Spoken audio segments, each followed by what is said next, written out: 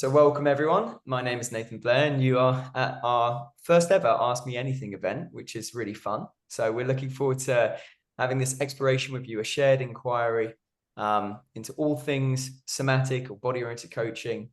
Hope you've come with your questions because yeah, we're looking forward to getting into them, and I'm sure questions will emerge as we go. So a little bit about me. I'm Nathan Blair. I'm the founder of the Somatic School. My coaching journey began over 9 years ago, but interesting. I was having a little chat with Meryl just before the event, and I felt compelled to share with you that I have had a strange trajectory in life.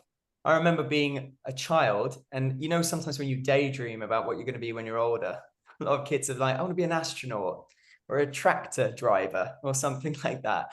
I remember visualizing myself as sort of a gray-haired old gent, sort of speaking with people, not like any kind of a guru, more like what I would describe today as a coach.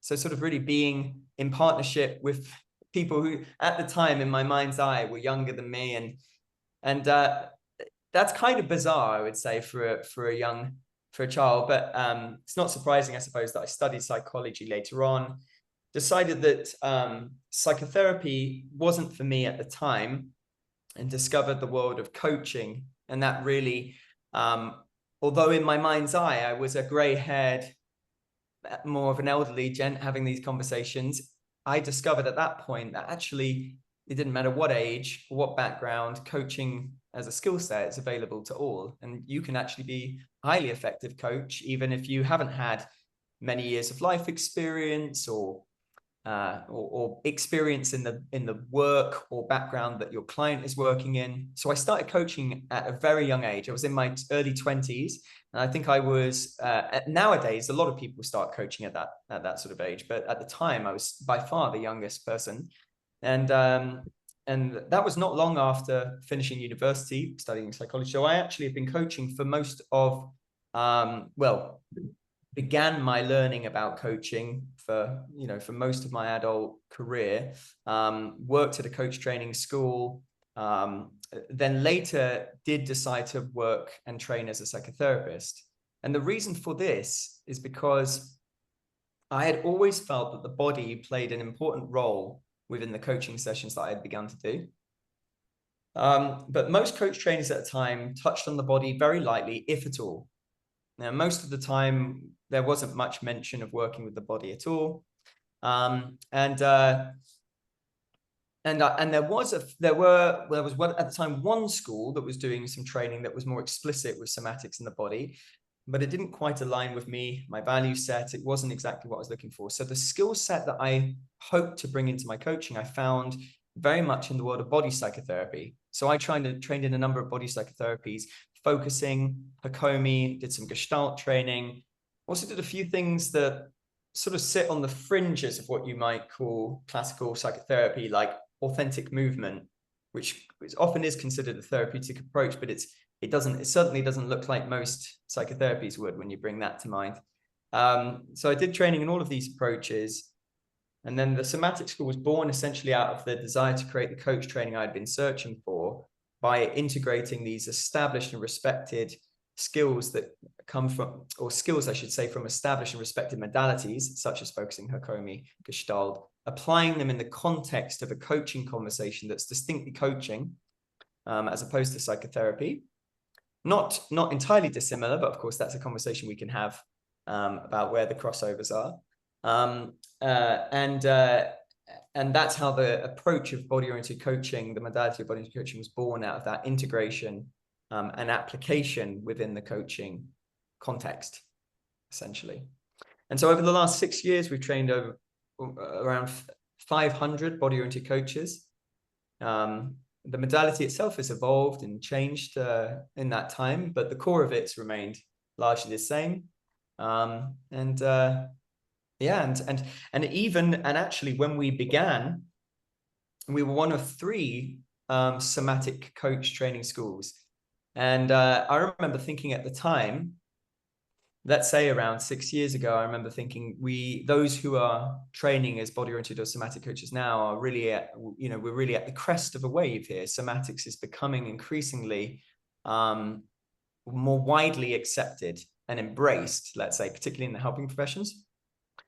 And broadly speaking, but at the time there were only 3 somatic coach training schools providers doing this work, and now in the last year, even in the last year, we've seen a lot of schools kind of popping out, coming up and doing this. And I think that that's reflective of the fact that I think somatics is not, it's very much here to stay, in the sense that our understanding from the science, evidence-based science, is really supporting what the wisdom traditions of Eastern philosophies and traditions have been talking about for thousands of years. And so bridging that into a more professional way of working in the helping professions, rather than previously perhaps being considered alternative methods of working. So becoming much more widely respected. Anyway, there's a little bit about me.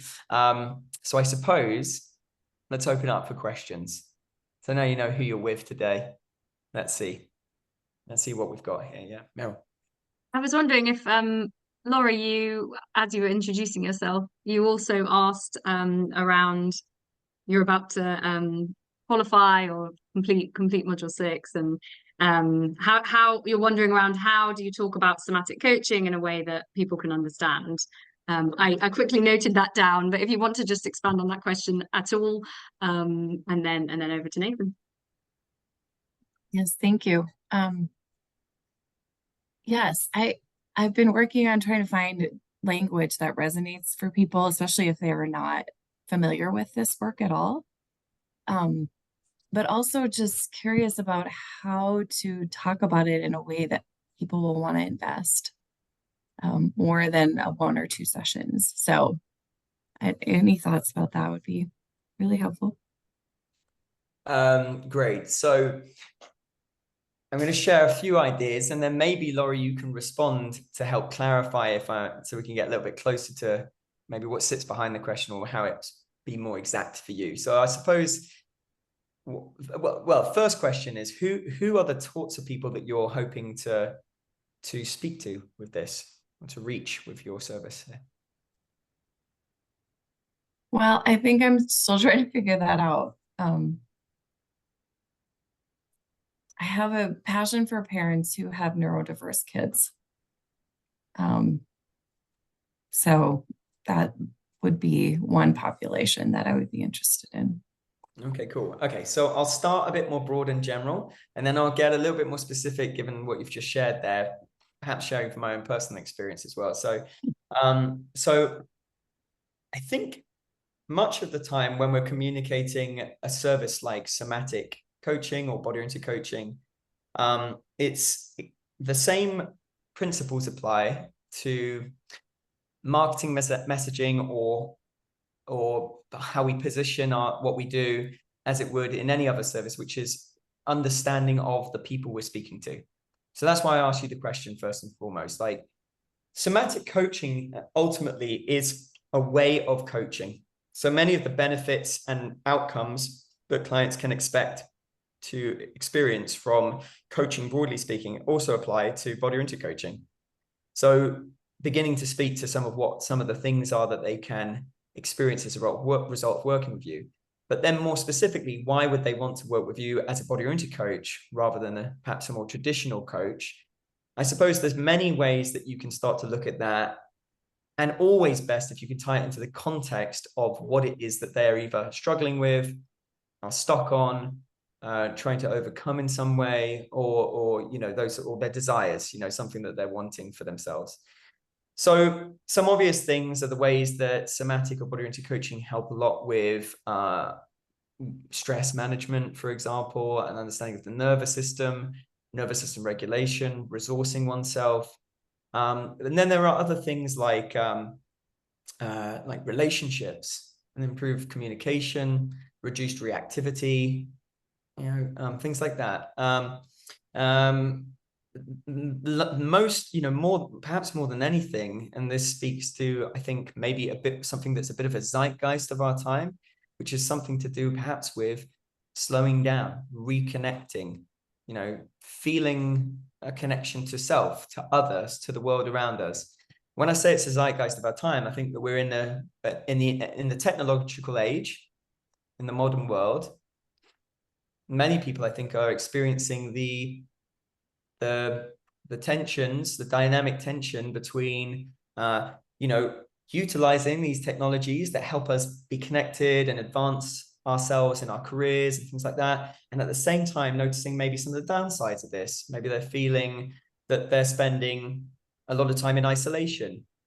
You know, maybe they're finding that they are finding it, they're noticing that they're not really listening to their body signals. They've almost become almost out of touch with the natural rhythms and movements of the body and these cycles. So maybe aren't aware when they need to rest, eat, or sleep, you know, those sorts of things. And this tends to lead to burnout, you know. And I think that we live in a world as well today where people are really scrutinizing the systems and the sort of epistemology that we live in.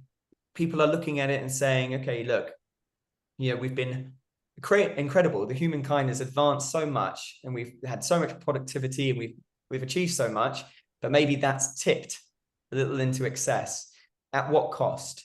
You know, burnout's on the rise, as are things like anxiety and depression. And so body-oriented coaching is a way in which we can begin to make that journey back into connection with ourselves, kind of find ourselves at home in our own bodies, at home in the world, at home amongst the community of human and the more than human world as well. Because I think as we start to do this work, we also recognize our nature in very natural ways, you know, neurobiological ways. We start to connect with our natural selves, the fact that we are biological beings, and that sort of connects us into the wider world of nature, that we are of nature. We are in fact nature. And so that's also something, I suppose, that I think there's a yearning for that amongst people. So I think my opinion right now in this moment in time is almost to be quite bold and brazen in your messaging, to sort of cut through the noise of most of what's going on, what's particularly prevalent in the world of coaching and personal development, which have a lot of the time speak to the values of an age which maybe is starting to, you know, maybe some of those values are starting to become less important for people, like success, monetary gains, you know, I don't know, perhaps, you know, the idea of being a high-earning digital nomad is great, but when you do that at the expense of our relationships or our connection to ourselves or things like that, maybe that's what's lacking there. So I don't know. I think that's kind of where I would go with that. I guess I have one thing to say about neurodiversity as well, which is that I myself was diagnosed with ADHD as a teenager. I read a book called Mindfulness Prescription for ADHD, which introduced me to the idea of what was essentially connecting to the present moment through my senses. So very much what we would call at the Somatic School orientation, or what's described in a lot of somatic work as orientation. And this is unsurprising, I suppose, that these approaches for nervous system regulation support emotional and nervous system regulation of people with neurodiversity, which tends to exacerbate what we understand the symptoms of these things, ADHD, autism, that sort of thing. I soon after stopped actually medicating and found that somatics itself also was an incredible way for me to manage what I understood the symptoms of ADHD to be. So as I started listening to my body, I stopped eating gluten, which is a strange, like it's a bit of a fad now. You find gluten-free everything these days, but genuinely it made a huge, huge difference because I started to sense myself and notice the impact of those things. And then, you know, made sure that I protected my sleep. Late nights absolutely made a big difference to how I was able to operate in the day. Exercising, and then doing things like, you know, Qigong, I suppose other mindful movement practices like Qigong or Feldenkrais or yoga, things like that. Something called rhythmic movement technique is specifically shown to improve symptoms in people with ADHD and autism and other neurodiversities. So that's a purely somatic approach that has this direct benefit. So somatics itself lends itself very well to the topic of neurodiversity, in my opinion. Yeah. That was a long answer, Laurie.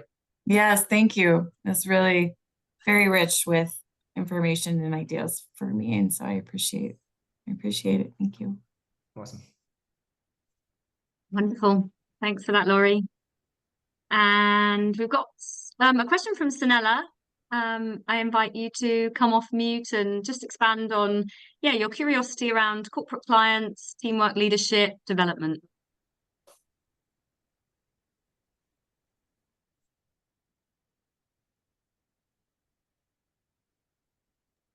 Okay, There right. it is. She found the button. Right. No, I think it's in a similar train of thought. How do we have in a community people who work exclusively with corporate clients, or maybe not exclusively, but mainly with corporate clients? How is there traction in the leadership development around somatics? How people talk about it? I mean, I made a note about burnout. That's perfect. Perfect link to overworked and under too much under pressure people. So yeah, any thoughts or kind of experiences, because I have none. So whatever you say would be useful. Great. And Sanella, can I clarify? Are you already in the community, Somatic School community? No, well, I'm starting in July. Okay, great. So Yeah. I'm still to find out about the somatic. I mean, I have been coached for last 2-3 years by Rachel. So I have experienced the and that's why I'm here, because I've experienced the benefit of that. But I don't know, I don't have the language. I don't know how does that, even explaining my own experience, like, I go into like a long story. I don't have the succinctness to bringing what I've experienced into words and then communicating to others in the, generally, let alone in corporate world. I have no idea. So that's where I am. Great.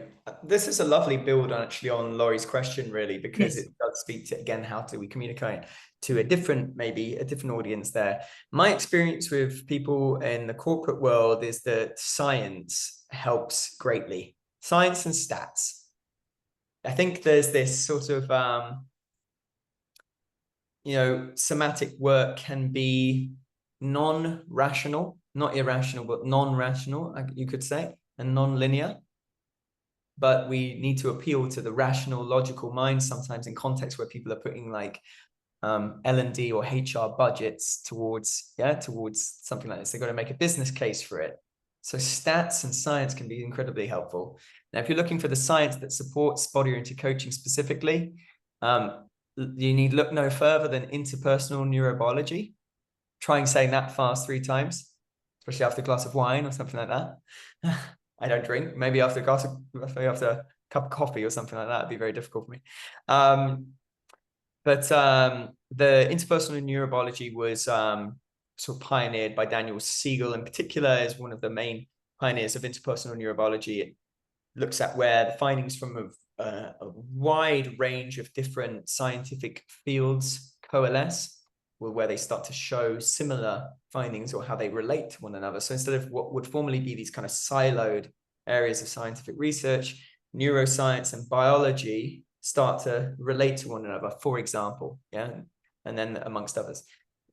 Body-oriented coaching in particular, the modalities that we draw on can be absolutely evidenced by interpersonal neurobiology and make a real case for why these work, why these methods work. Same is true of embodied cognition. For the work field of somatics, more broadly speaking, embodied cognition is a great place to look for research. And then, of course, there's anything on the nervous system these days is increasingly popular, especially if you're going to be talking to corporates about topics like burnout and stress.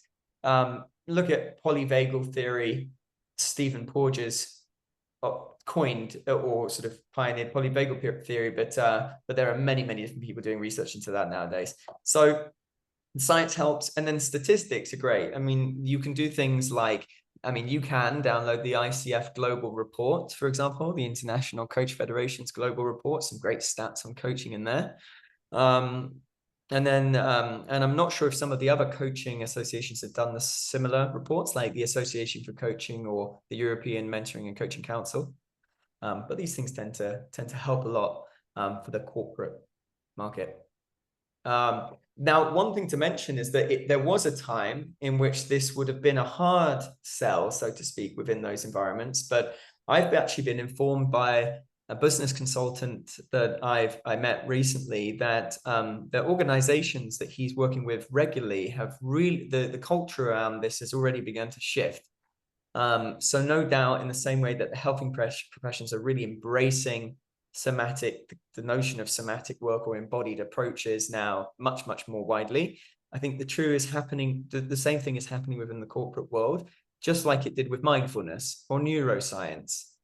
Yeah, I think we went from the decade of mindfulness, a decade of neuroscience, and I think we're in the decade, I think, primarily of the nervous system, like of which is a component of somatic work naturally, because the nervous system is housed within our organism, our body. So, yeah, I think it's certainly more, you've got more likely to get work in those spaces than perhaps you used to.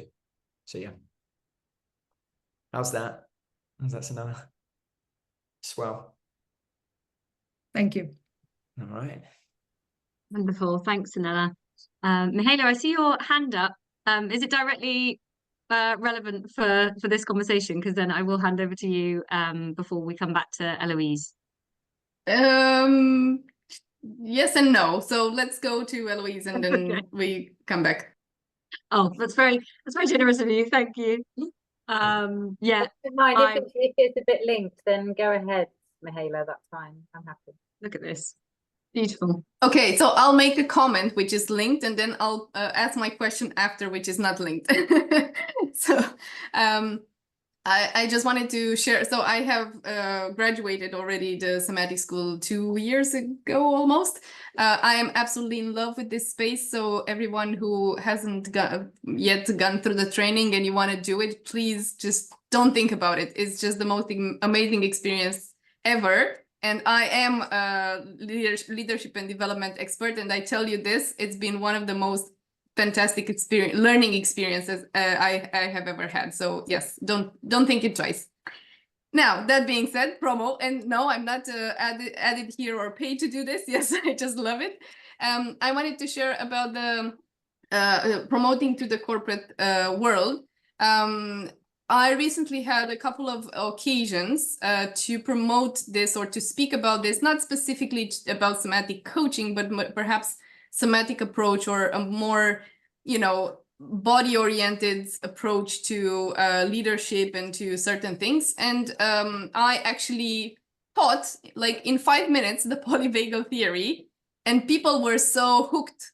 They loved it, because it was just so new, and it explained so many things in very simple term and in a fast way that they were like, oh, now I get it, So I just want to support what you were saying, Nathan, that bringing some of these, I don't know, structures, more logical aspects, I think they resonate with people. And once you put them into the context of what they're going through or the struggles that they're facing, or, how they relate to their peers or their team members, or, whatever the context might be, I think it just clicks for them.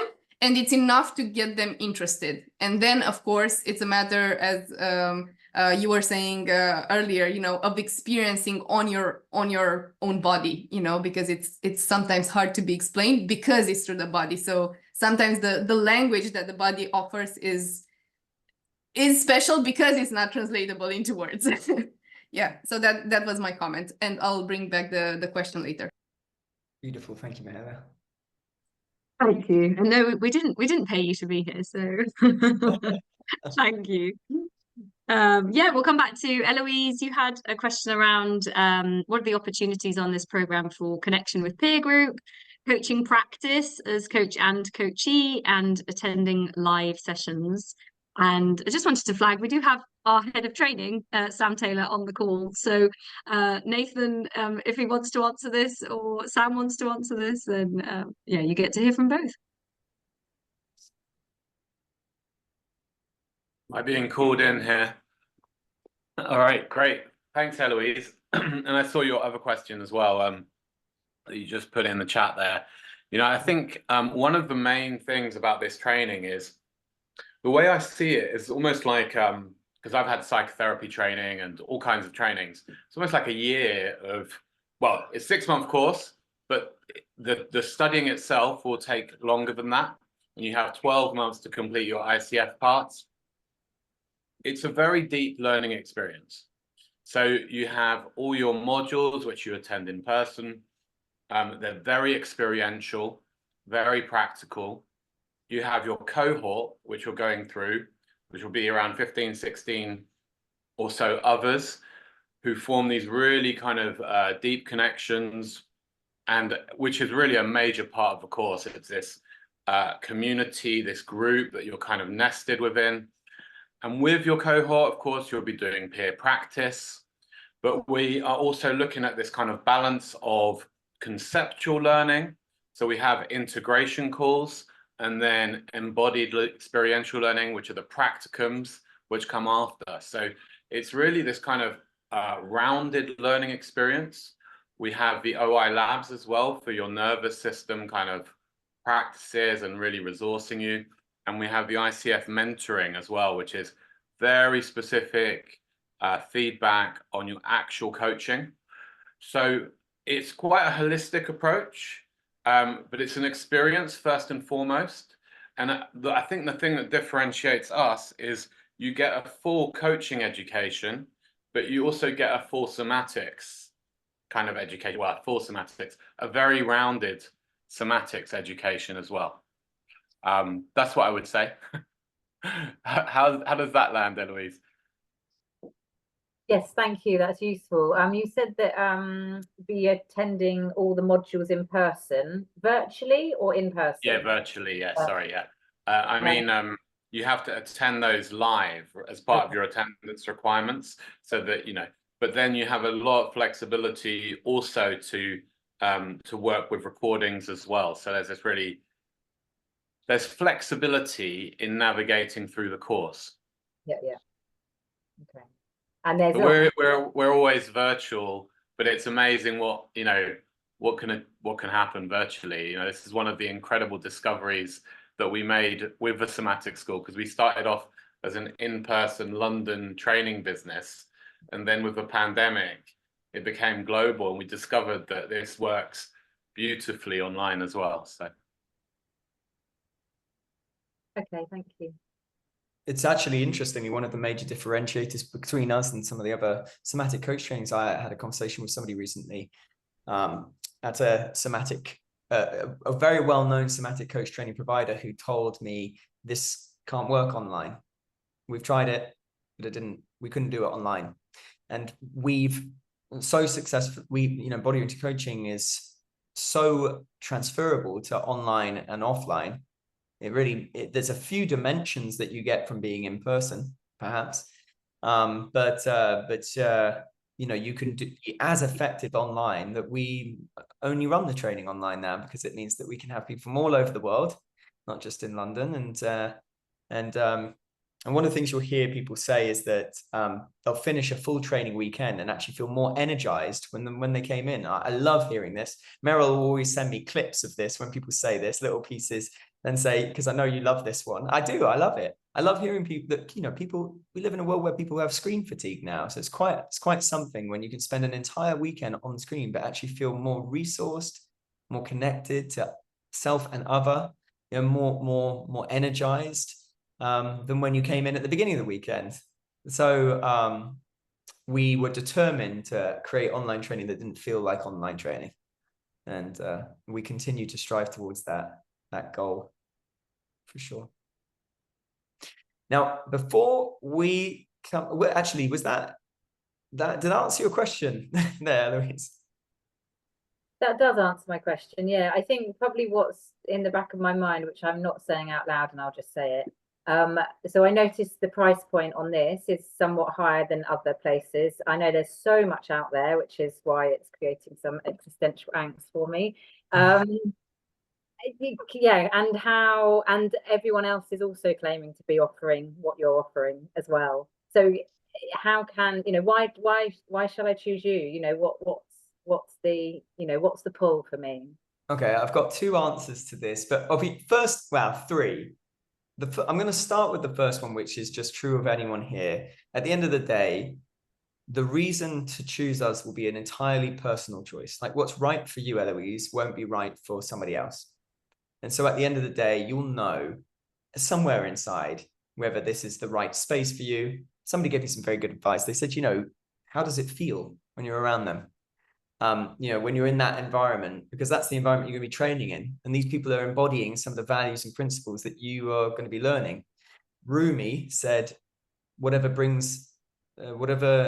turns the corner of your mouth up, or something like that, wherever brings the corner of your mouth up, the corners of your mouth up, trust that. Something like that. So there's that as well. But the other thing is, we were the world's first somatic coach training provider to be awarded the ICF's level 2 accreditation. And for us, for coaching, that was a significant mark of, the ICF created a whole new set of competencies and an entirely separate accreditation framework, level 1, 2, and 3. Level 2 accreditation is the highest caliber of training you can get, just under the level 3, which is reserved only for very experienced coaches. That's a master coach training, and you can only do that if you already have some years of coaching under your belt, because of the level you're coming into that training. The level 2 enables you to go from having not done any coaching or having done some coaching before to becoming professional certified coach level, which is, as I say before, the highest level you can attain at this stage now without having already been an experienced coach. So for the coaching profession, this is a marker that we are, as Sam said, as true to somatics and true to coaching in equal measure. So the training itself is not just you attaining and not only you attaining and developing body-oriented coaching skills, but it's also your doorway into a genuine profession as a genuine career as a professional coach, with all of the opportunities that a level 2 accreditation provide for you. So, for example, there are a number of coaching agencies such as Sanctus, Mind Up, Better Up. These are organizations that will hire like associate coaches. I'm not sure if that's exactly what they would describe their coaches as, but it's essentially like they hire you in as a coach and then provide you with clients. So you can get regular coaching work without having to have done without them having solely come from your own marketing efforts. Okay. The minimum requirement typically to become a coach with them is at the very least an ACC accreditation with the ICF. So not only through this course, you'll have absolutely everything you need, not only to get the ACC, but also your PCC, which is the next level along from this course alone. The only thing you need to do beyond that is some things that only you can do, which are coaching hours, and submitting a recording of a coaching session for performance evaluation. You do that here with us at the school. And so the whole everything gets done, it gets taken care of here. And then you apply through the ICF to get your PCC, but you've basically done all that you need, having done this training to do that. Beyond that, we've been doing this for, like I said, 6+ years. The only person who did that prior to us is another school who's twice the price of our course. So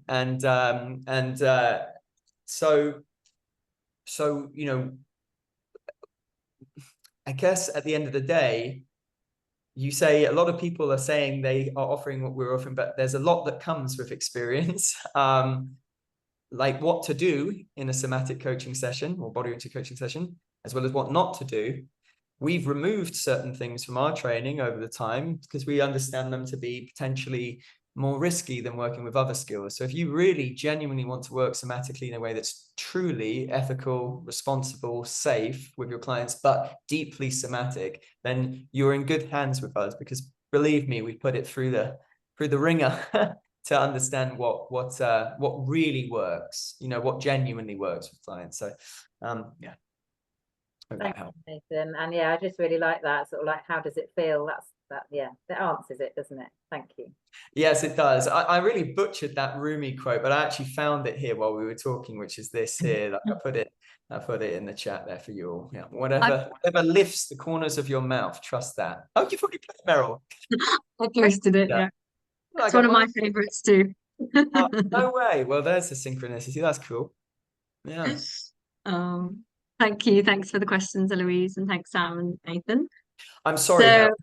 I'm going to go a little bit maverick here. I just need to, I thought of something and I just want to, so Sunella, I thought of another thing for corporates, which is this, and I think this is quite different. You know, a lot of people might be talking about stress and burnout, but this is a little different, which is that quite a lot of the time within the workplace, we work with primarily with the rational thinking mind for problem solving and critical thinking and things like that.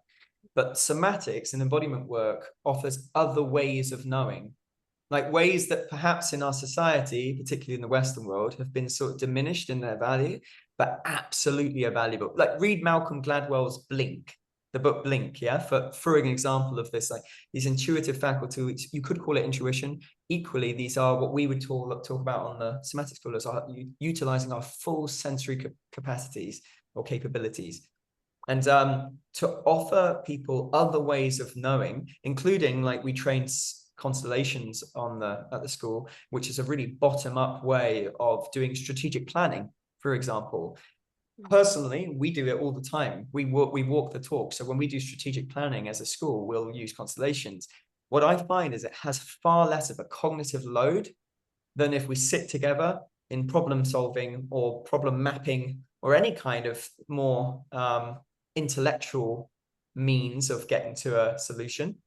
These more bottom-up methods often bring incredibly rich insights, but with far less of the cognitive load. We feel we retain a lot of energy. We don't feel exhausted by our conversation. And also we access that which is not already known. So held in implicit memory or in our unconscious mind.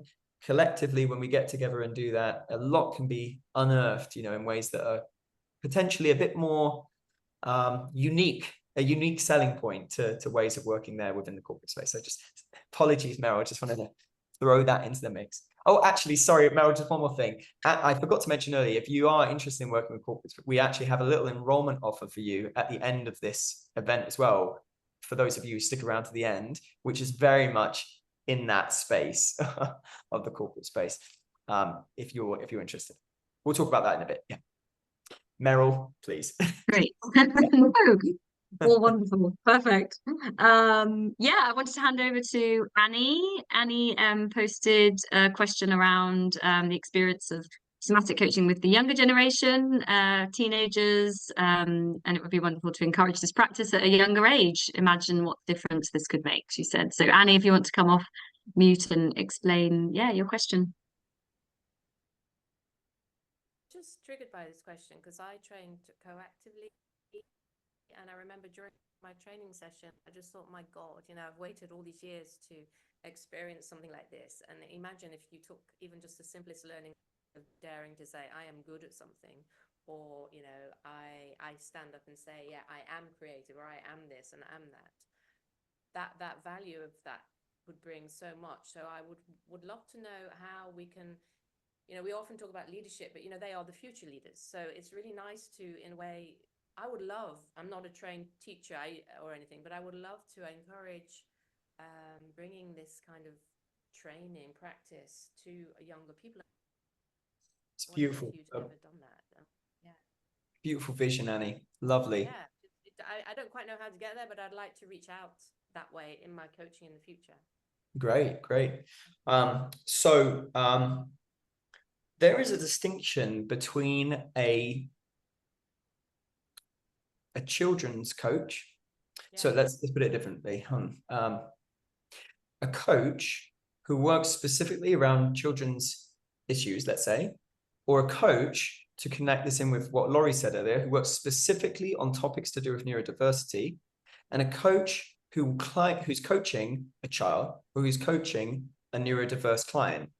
And one of the things I should mention here is that any coach training if you would want to work with a particular population, I think it is a professional duty of care and a responsibility to seek out additional trainings and education beyond the scope of the coach training that you're working in, that's specifically tailored to those groups. The beautiful thing about that is then if you train as a body-oriented coach and then do some further training and education around neurodiversity, which I'm sure, Laurie, I imagine you probably already have, and for yourself, Annie, you may have already worked with children. So if you already have that experience and background, that's great. But I think it's just actually perhaps for us as a coach training provider, we also, it's our duty of care to your clients to say as well that you may need to go above and beyond the scope of this training to understand how these things apply. Now, having said that, like apply within those, with those particular populations. Yeah. Now, having said that, one of the things we find is that children, or one of the things that I understand from many different somatic practitioners, is that children take very well to a lot of these ways of working. We train a skill called focusing on the course, and focusing is actually well known to be very effective with children. They are, maybe perhaps they're, who knows, maybe they're less skeptical, less resistant to entertaining the idea that maybe there is something in them that might have some wisdom to share with them if they listen deeply inwardly. You know, I'm not entirely sure what the reasons are for why children take well to this, but the modalities that you will learn here at the Somatic School can all very much be worked with children. And you said something about this, I am, you know, kind of something about an identity or stepping into an identity. I sort of missed that, Annie. What was that piece there? Do you remember what you said around that? No, it was more than at the beginning, when I was doing my coactive training and being, you know, an older person, re-educating herself. I just thought the things you were learning, it would be wonderful to bring that practice to a younger generation, because as you say, with the phone and with the last 20 years of technology has changed the way we look, think and feel so dramatically, that this body practice for me, it would be enormously valuable. Of course, quite contradictory to the world as it is for that generation, I realize. But the value of learning to listen and notice and understand yourself better, just in order to stand up and say, I'm worth something, I have value, you know, just to even at that level make a change. That I understand, you know, how that could be, how the training could be then made appropriate or understandable for, or feeling like it's okay for a younger generation. That was all. Yeah, beautiful, lovely. I also trained as a coactive coach. I did a lot of coach training, so I've also trained as a coactive coach. That approach also gave me a sense of like a kind of a flavor, just a taste of what might be possible to bring more of ourselves into the session, both coach and client. And so the Somatic School is a natural complementary build on for you as a coactive coach, because very much takes that to a more explicitly somatic, more explicitly or wholly embodied space, you know, with these various skills. And then, working with children in this way would be a wonderful, I think, highly rewarding way of working. So yeah, I'm sure in time, if that's your vision, I'm sure you'll work towards that. Yeah, because I doodle as a coach. Because I'm creative. I worked in branding design for many years, so I naturally doodle in my sessions. So rather than just words, there's a doodle diary. So there's a visual, and that takes you so much deeper than just words alone. And so I already see the impact of, you talked about going to the next layer of information with somatic. So I guess, other ways of knowing. I think it's a nice combination, but so that's interesting. So good. Amazing. Thanks, Annie. Thanks for your question. Meryl, I imagine we probably have time for maybe one more question, 5 minutes, maybe. Yeah, I think so. And Mihaela very graciously prompted me, because I moved down the chat to the next question to Annie, but actually I promised Mihaela we'd come back to her. So over to you, Mihaela, for your question. Thank you.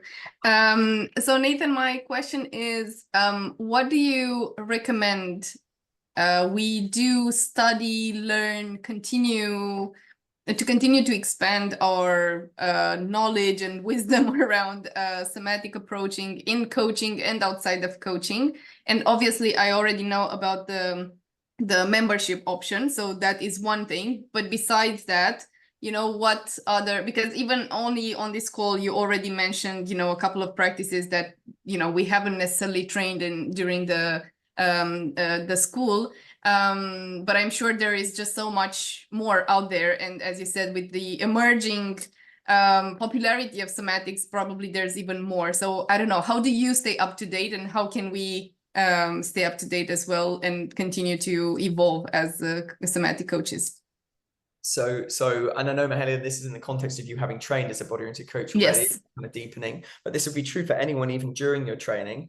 In my opinion, you can learn and learn and learn more and more and more skills. At the end of the day, and even the science supports this now. In fact, this is a wonderful book here. Norton's Interpersonal Neurobiology series is fantastic for science around, if you're into the science, how people change. Marion Solomon and Daniel Siegel. It's a good example that demonstrates that actually our personhood, or how we are with our clients, and there's other research as well that demonstrates this as well. Eric DeHaan's research into coaching will also give in, like, how we show up in the space, or our way of being, our presence, you know, is such a huge contributing factor to the outcome of the session, beyond the techniques and skills, etc. So you can continue learning more and more skills. Of course, most people who are helping professionals are lifelong learners, but what I would recommend is actually your own embodied practice. So it's interesting that you mentioned those practices. Things like this is things not the same as doing exercise, for example. There has to be an element of mindful awareness. It's some way to cultivate deeper embodied self-awareness. And so this would include things like Feldenkrais, Alexander technique. You could do authentic movement. You could also do things like continuum, but even things like Qigong, I would imagine, some forms of yoga, not all, and other things, other methods like this to continue to sense and experience yourself more deeply. Meditations such as Vipassana they're very much focused on the kind of more of a body scan, yeah. And then things like, there's actually a new meditation that, yeah, it's a new meditation in that I think it was coined by Huberman, Dr. Huberman, who does the Huberman Labs. He's become a bit of he's very popular on like YouTube and social media, but he's created a meditation that I think is very useful as a body-oriented coach. It's called space-time bridging.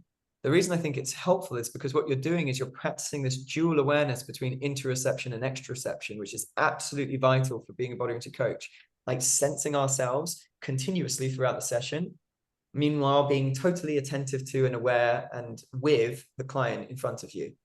And that kind of dual awareness is something that does require practice, and that space-time bridging meditation is quite a good way to do that.